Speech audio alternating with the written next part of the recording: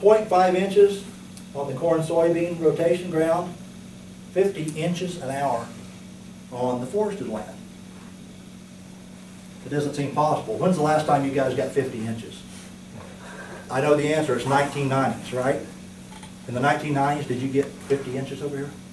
The whole decade. Yeah, the decade. It was the wettest decade, right? The wettest decade in the history of the state. Okay.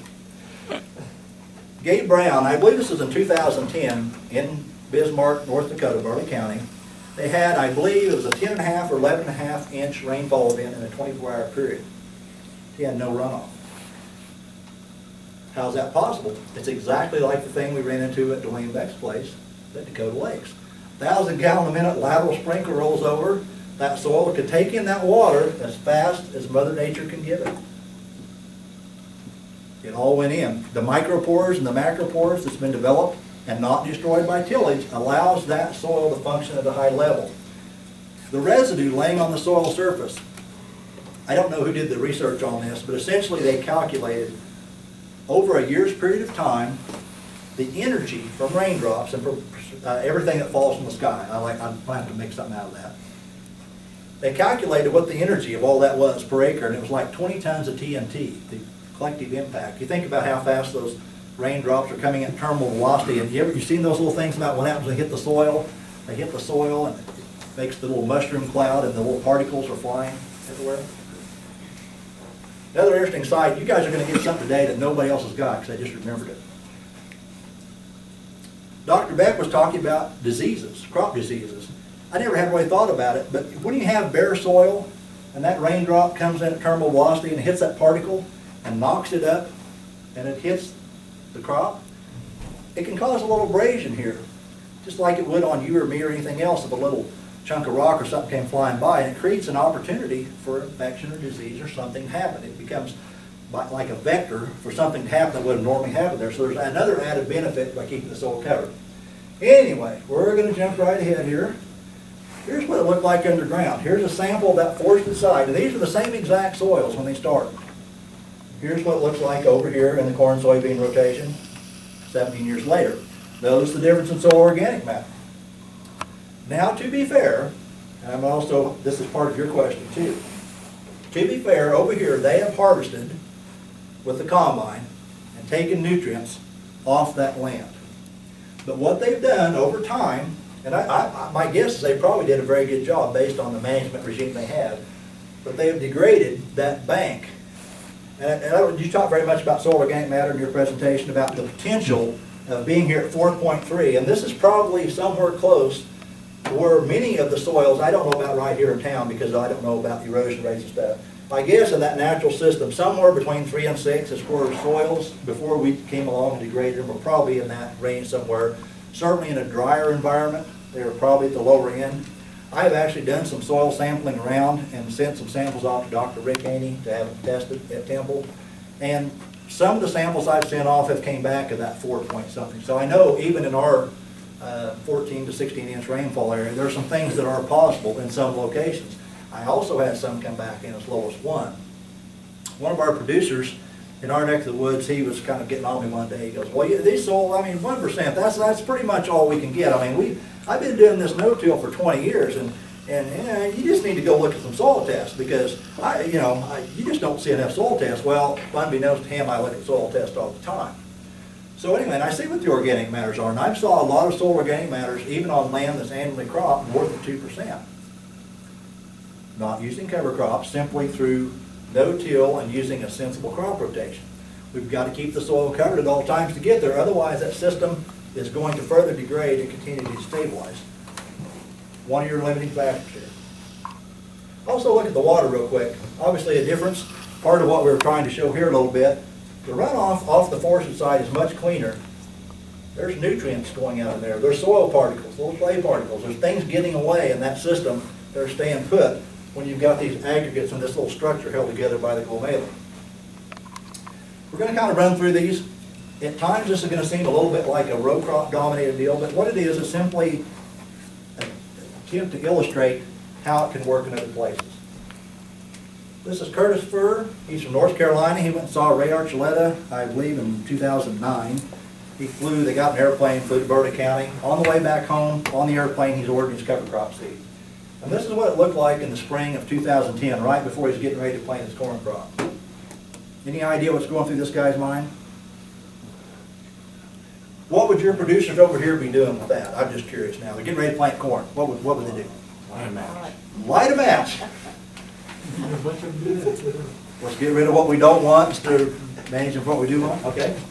Fair enough. I think this guy's got a problem. In fact, I tried to come up with something clever here, so I don't think this is really what was going through his mind. I think he was going like, how the heck are we going to do this?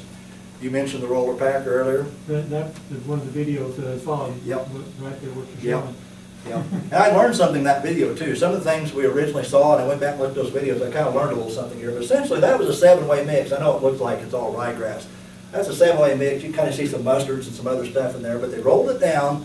And by rolling it down, as I understand, they can kill about 95% of it. And this is just something he had parked out in the weed row. He wasn't prepared to do this. They had to come up with a plan of action in a relatively short amount of time.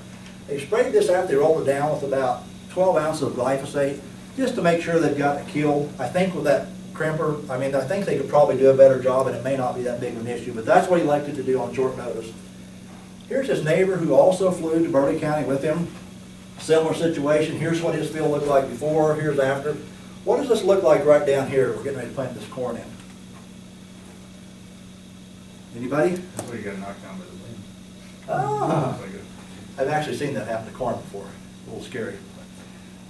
What it reminds me of is what shag carpet looked like back in the 70s. It gets pretty darn woolly. Looks pretty woolly to me. Anyway, they jumped in and planted. Here's what it looked like after they planted. I'm going to bring up a point here. You touched on this earlier if you've seen this video, because you've probably seen also a clip from John Pickler in 2011. What they discovered is if you're going to do this, you need to either do it when it's really, really alive or really, really dead. But they waited the next time around in 2011, they waited about 3 weeks from the time they rolled it down. Oh, we got this figured out. We know how to do this. They waited. They had a terrible mess on their hands because when that stuff dried down, it got tough. Right here, when it's green with a sharp blade, I mean, they cut right through that. Now, didn't they say you either had to do it right away or within 15 days or something like that? Yeah, I think 15 minutes is better than 15 days. One of the guys, and this is true with planting cover crops behind wheat, gentleman who was the former Secretary of Ag here in the state, they asked him, I said, when do you like to spray after you cut your wheat? He said, we generally try to keep from running into the combine. He was dead serious. He's like, no, you really need to get out there. You can't, when the opportunity is there to get in there and do something, you need to do it.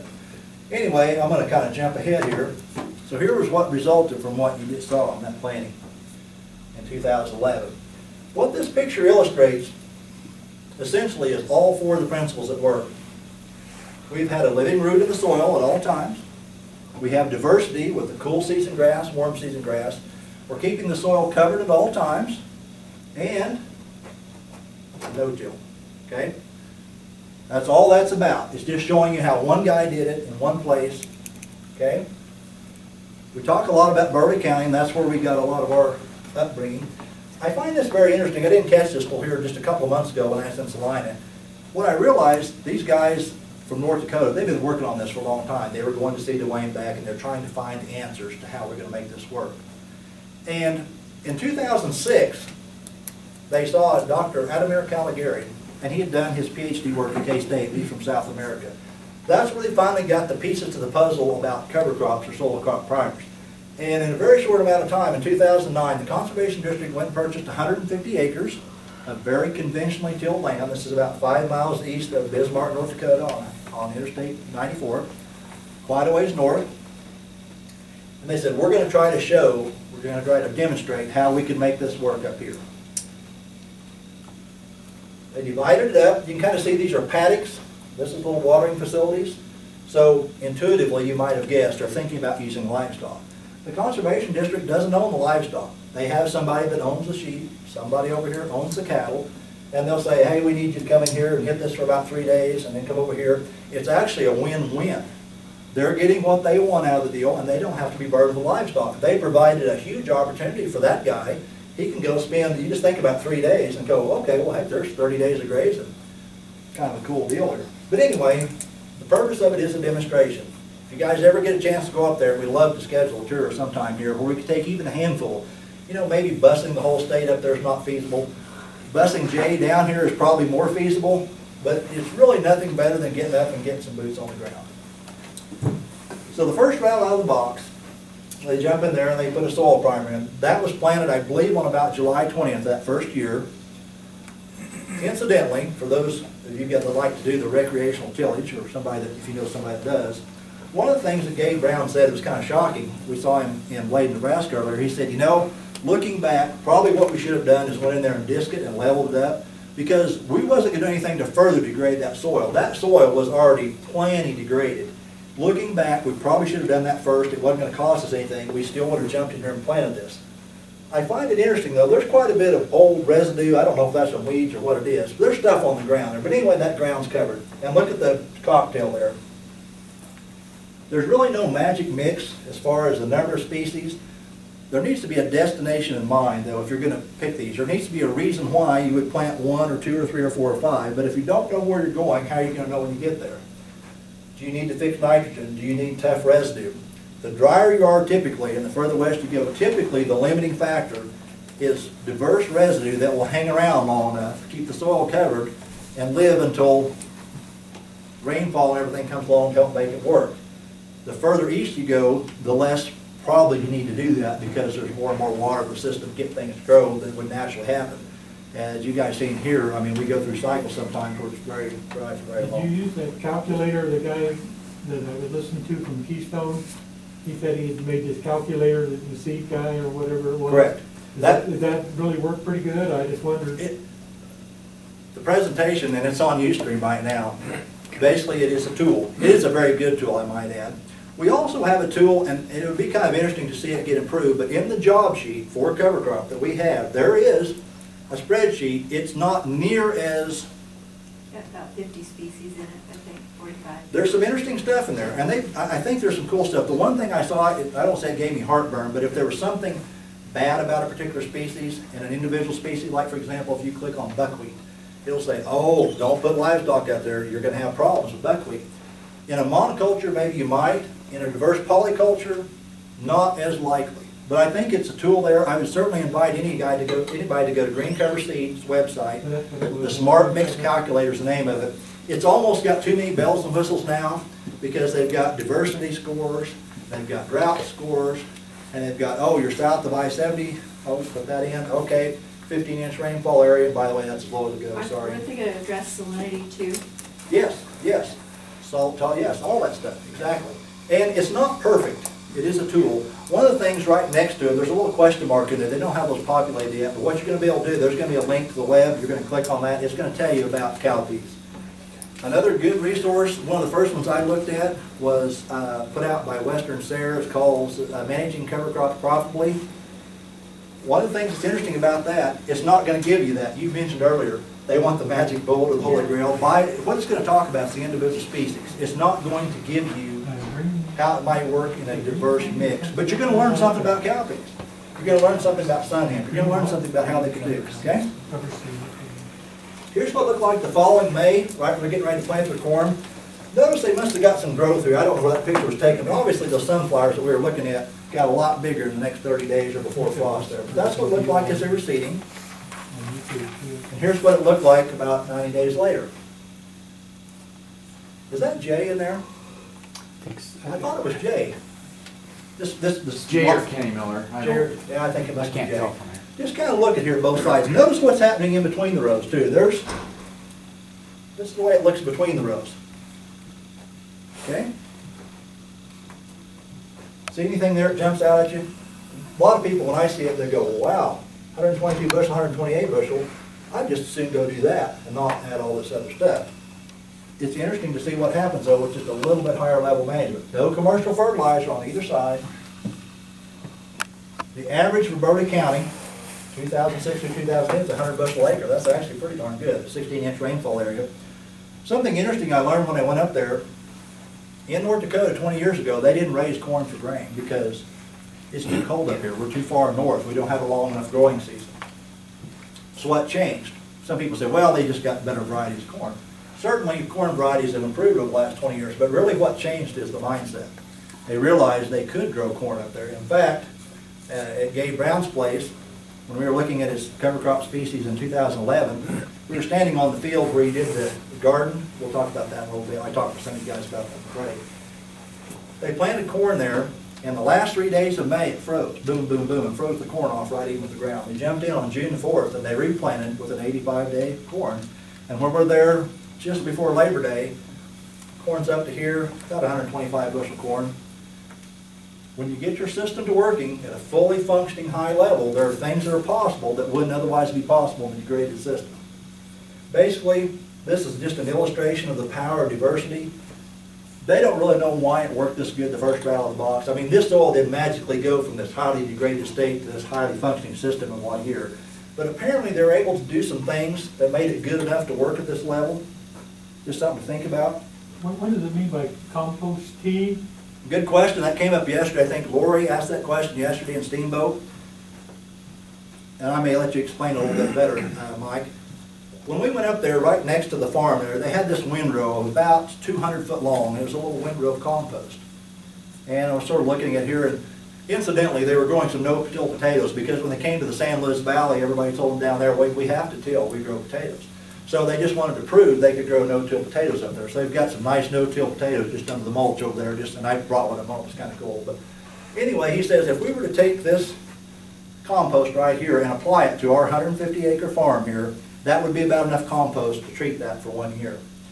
But if we were to make it into a compost tea, essentially filtering water through that compost, just like you're brewing tea, you would mine the nutrients out through that water, and then you could take those nutrients and spread it out over a lot more acres. And what he said was, he said we could take this same pile, if we turned it into compost tea, we could treat every acre in Burley County, North Dakota. I've never heard of it. Something to think about. I've seen something on it was a Japanese guy or Morion guy that had a little garden. Essentially that's what it was.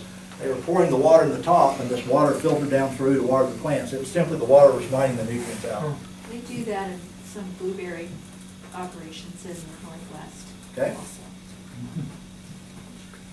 We're not going to try to get too long here. The question always comes up. You guys have it. It doesn't really matter where you live. Everybody's going to ask the question, where are we going to get the water to grow all this stuff?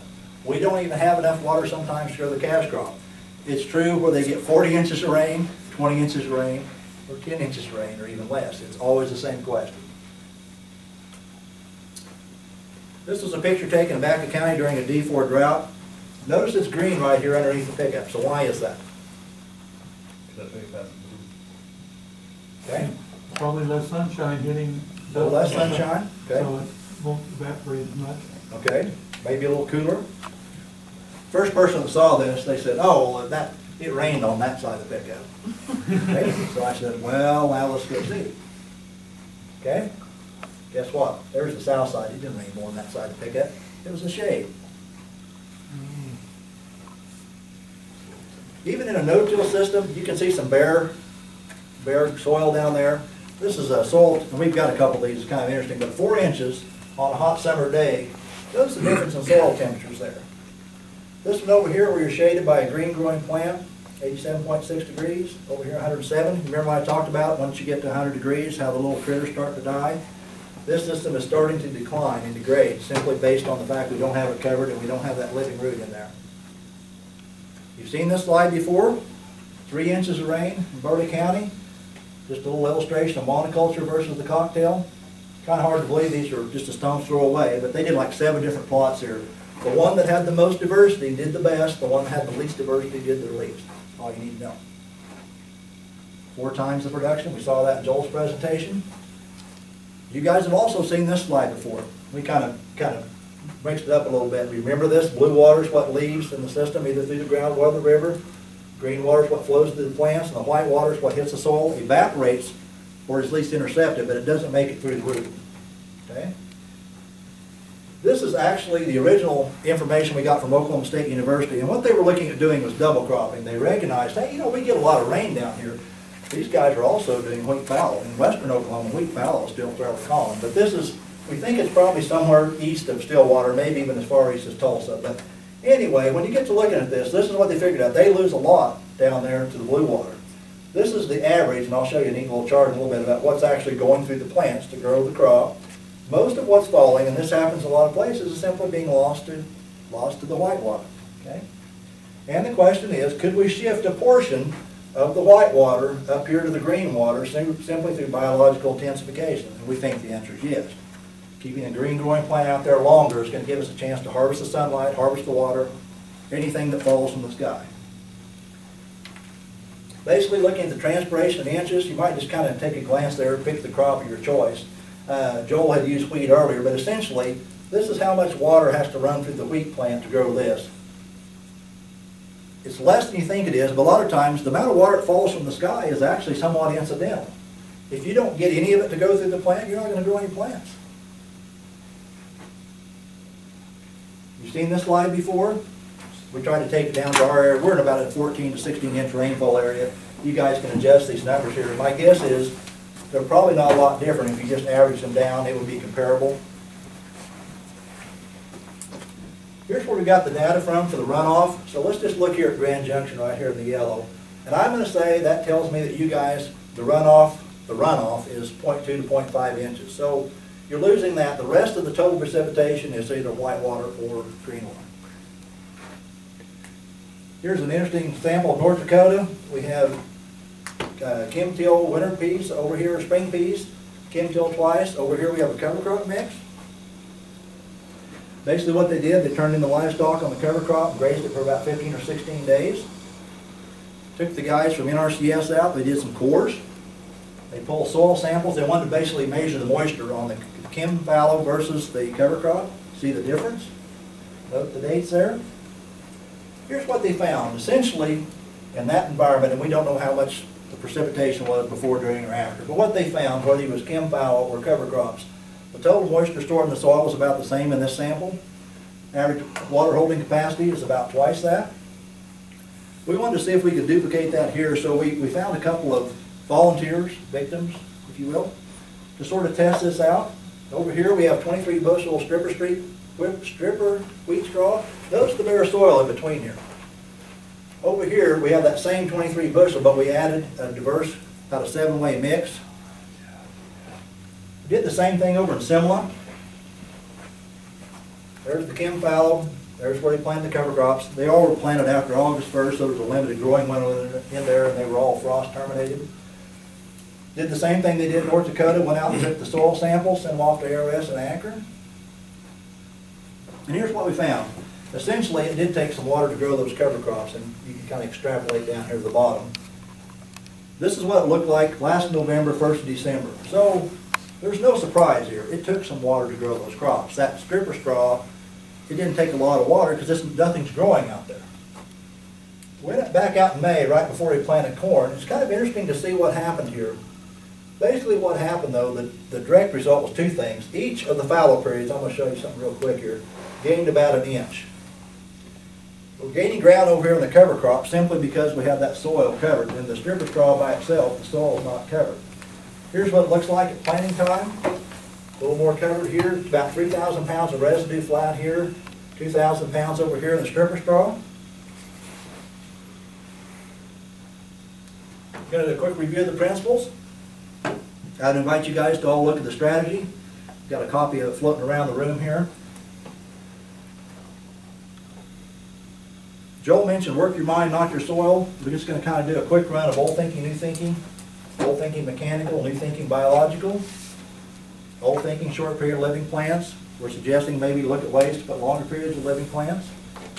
Rather than eliminate the undesired, we're going to promote the things we do want.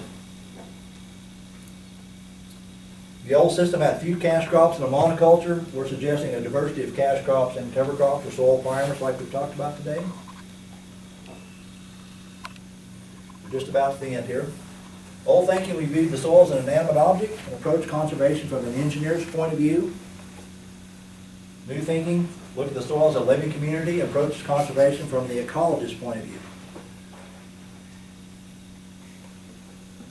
Just some examples of how some of this could work in Colorado.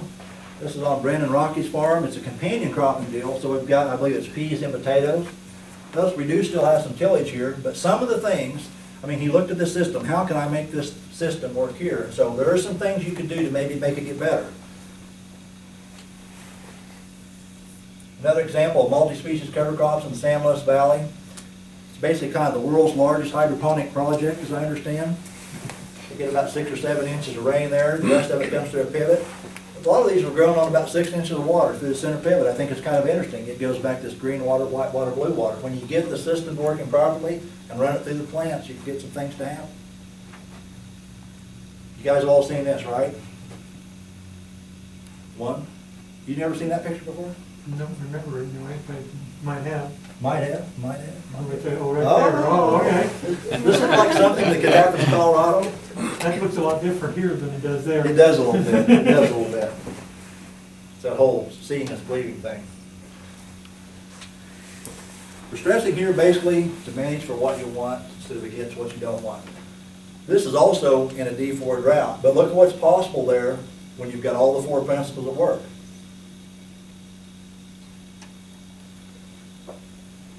We'll spend just a little time on here. You want to cover this here too, Mike, correct? Sure. Sure. The purpose of the first bullet is to look at species counts. You mentioned 120 species on, was that Colin Seiss's place? Yeah, his was 140. I mean, 140. Yeah. And you know what, for range cons out there, you know, we look at, and I'm a little rusty on my ESDs, but I did a lot of range work in Wyoming, but you know, we're looking at, what, 3 to 5 species plus some forbs, you know, and trying to get a condition and an ecological state. And I'm wondering, this is just for food for thought, is all this is.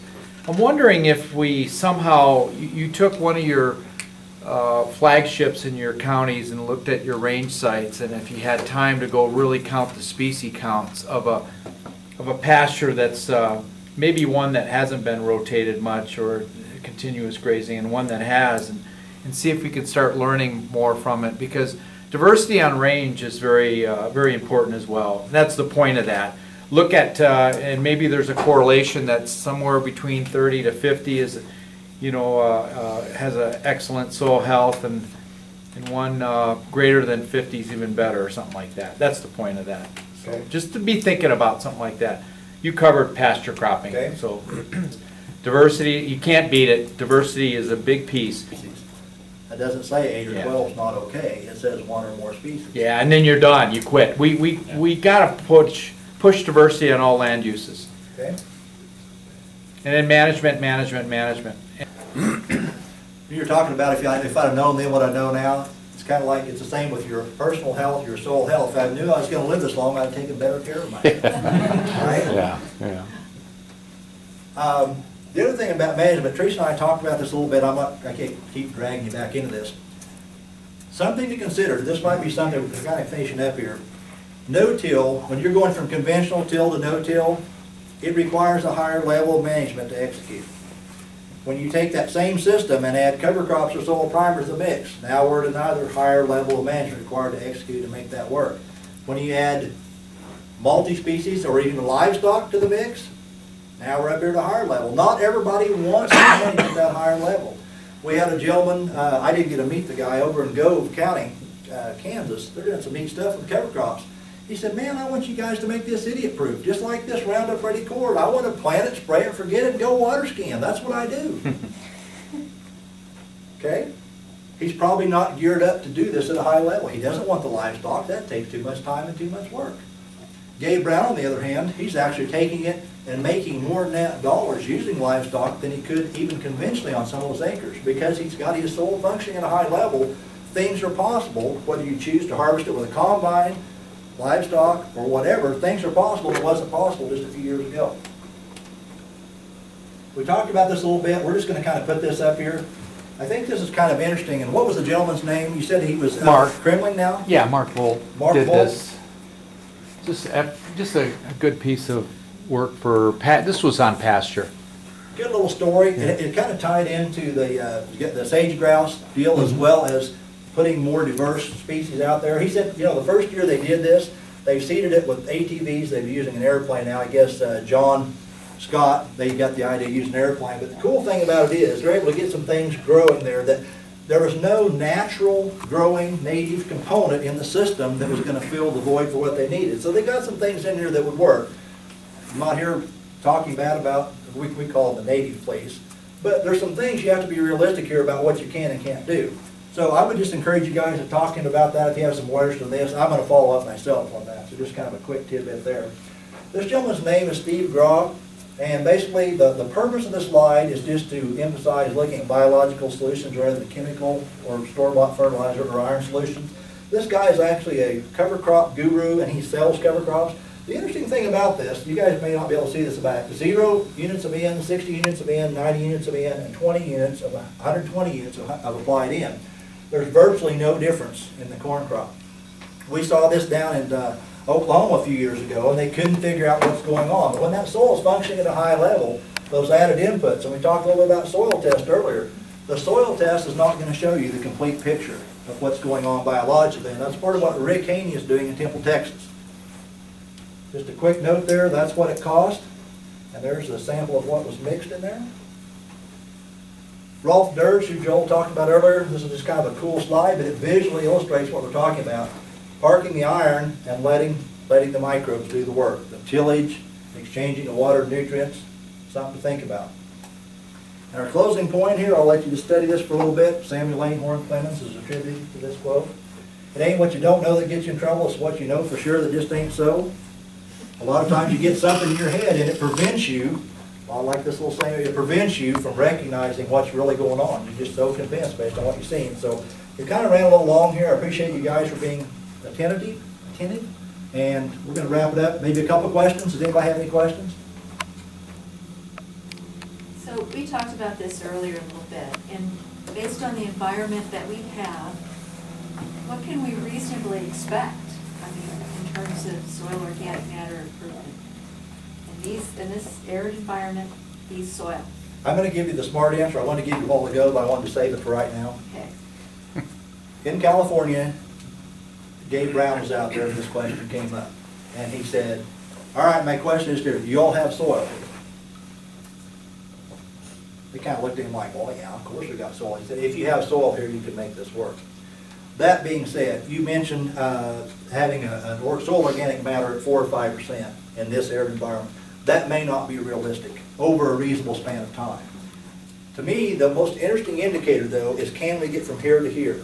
If what you're doing is further degrading the resource and either reducing or not increasing the soil organic matter from your current level, to me that tells you that it's probably maybe more a reflection of management than the other limiting factors. BJ mentions basically the soil physical and chemical properties. Certainly they have a role in this. Let's don't discount that. And I think sometimes that gets lost in this whole deal. But I think what is possible, nobody in this room really saw what this was like before man degraded it. When it was here in its natural system, it was probably performing at a pretty high level, whatever that level was, whether it was 3%, 2%, 6%. I don't know what it was unless somebody had the, over in Australia, this is kind of a quick sidebar, they had a cemetery over there that had never been plowed.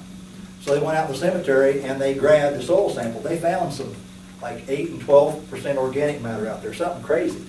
It's kind of neat though, it was the only place that, kind of like in our county, you know, the only place there's no-till going on, it's very limited. So I think there's some things possible. I would simply say, let's look at how can we go about doing this rather than figuring out why it won't work. And I think that's the mindset, and that's the answer I guess I would have.